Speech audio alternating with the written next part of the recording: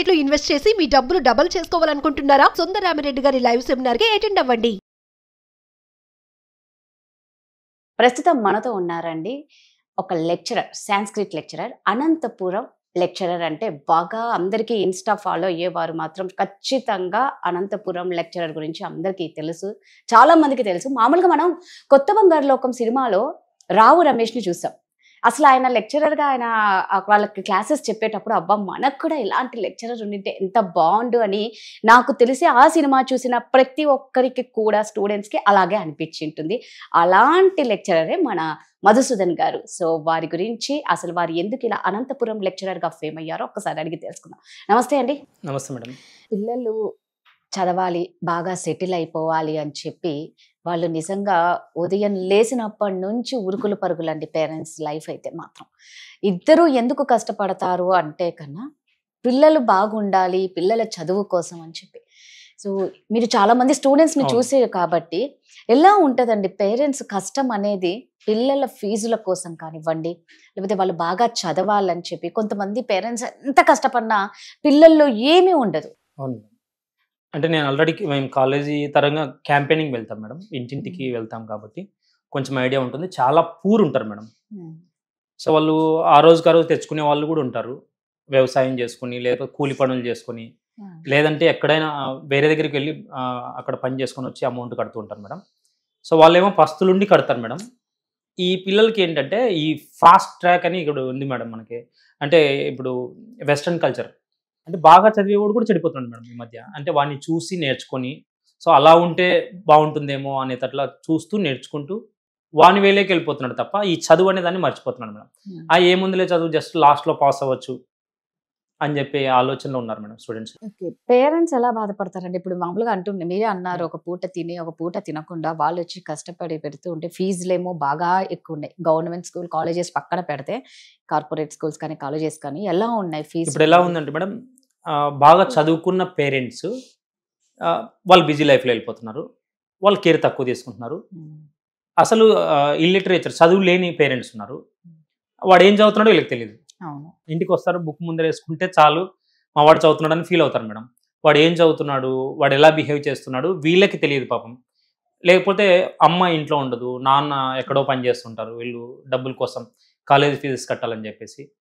So ఈ విధంగా చెడిపోతున్నారు madam. ఎక్కువ అర్థం చేసుకోలేక పేరెంట్ని, ఆ పేరెంట్ సరైన విధంగా గైడెన్స్ ఇవ్వలేడు మేడం, ఎందుకంటే ఆయన చదువుకోలేదు కాబట్టి గైడెన్స్ ఇవ్వలేరు.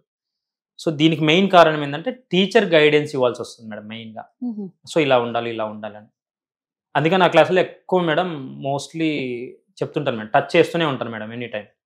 సో మీ ఫాదర్ అలా కష్టపడుతుంటారు, మీ మదర్ ఇలా కష్టపడుతుంటారు, మీ మదర్ ఎక్కడెక్కడో వేరే వేరే ఇళ్లలో పనిచేస్తూ ఉంటుంది, మీ ఫాదర్ ఎక్కడెక్కడో రాత్రిపూట్లో కూడా పనిచేస్తూ ఉంటారు, కంపెనీస్లో ఎక్కడెక్కడో పనిచేస్తారు. సో ఇవన్నీ కూడా ఒక్కసారి గుర్తు చేసుకోండి అని నేను అక్కడ మధ్యలో వచ్చినప్పుడల్లా చెప్తుంటాను టాపిక్స్.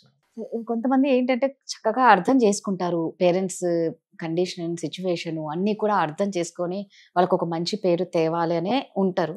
అది చాలా తక్కువ మంది ఉంటారు. కొందరికి ఏంటంటే అన్నీ ఉన్నా కూడా చదవరు, కొందరికి ఏ సదుపాయాలు లేకపోయినా కూడా చక్కగా చదివే పిల్లలు ఉంటారు. అవును మేడం, చూశాను మేడం, చాలా మంది ఉన్నారు. అంటే కొంతమంది డబ్బున్న పిల్లలు కూడా చదివే వాళ్ళు ఉన్నారు, బాగా కష్టపడే వాళ్ళు ఉన్నారు. ఓన్లీ ఎడ్యుకేషన్ బాగా చదివి మంచి మంచి ర్యాంక్స్ వచ్చి టాప్ స్టూడెంట్స్ ఉన్నారు, మంచి నాలెడ్జబుల్ పర్సన్స్ ఉన్నారు పిల్లలు కూడా. సో ఇప్పుడు మనకి లోయెస్ట్ అంటే మనకి వ్యవసాయం చేసుకునే పిల్లలు వాళ్ళు ఉంటారు మేడం, వాళ్ళలో కూడా కొంతమంది బాగా చదివే వాళ్ళు ఉన్నారు మేడం, ఒక 20%. ఈ 20% బాగా చదువుతారు మేడం, మిగతా వాళ్ళంతా కూడా కొంచెం ఈ వెస్ట్రన్ కల్చర్కి అలవాటు పడుతున్నారు మేడం ఈ మధ్య. మీరు అన్నట్టు ఏంటంటే ఒకరిని చూసి ఒకరు నేర్చుకోవడం అనేది అది కామన్, ఎవరికైనా ఫస్ట్ ఒక మనిషిగా అది ఎవరికైనా ఉంటుంది, అది పిల్లలని కాదు పెద్దవాళ్ళని కాదు, కానీ ఒకరిని చూసి ఒకరు నేర్చుకోవడం అనేది అది స్నేహాలు అనేది చాలా ఇంపార్టెంట్. సో మీ దాంట్లో మీ స్టూడెంట్స్లో ఎంతమంది ఇలా చెడు వ్యసనాలకు అలవాటు గురైన వాళ్ళు ఉంటారు? ఉన్నారు మేడం, మోస్ట్లీ ఉంటారు మేడం. స్టూడెంట్ అంటేనే కొంచెం అటు లాగుతుంటది మేడం వాళ్ళ మనసు అంతా. అంటే అక్కడ ఎవరైనా ఇప్పుడు మనకి ఏదైనా కూలీ సినిమాలో సిగరెట్ దాక్కుంటూ బీడీ దాక్కుంటూ ఎవరైనా వస్తే సో ఇలా ఎందుకు ఉండకూడదు అని అనుకుంటాడు మేడం స్టూడెంట్. ఫస్ట్ అనుకుంటేది అదే మేడం. సో వానికి అది సినిమా అని అనిపించదు మేడం, నేనే అక్కడ సిగరెట్ తాగుతున్నట్టు, నేనే అక్కడ మందు అవుతున్నట్టు ఊహించుకుంటాడు మేడం స్టూడెంట్స్. ఎందుకంటే విజువల్ ఎఫెక్ట్ ఎక్కువ ఉంటుంది మేడం స్టూడెంట్ మీద.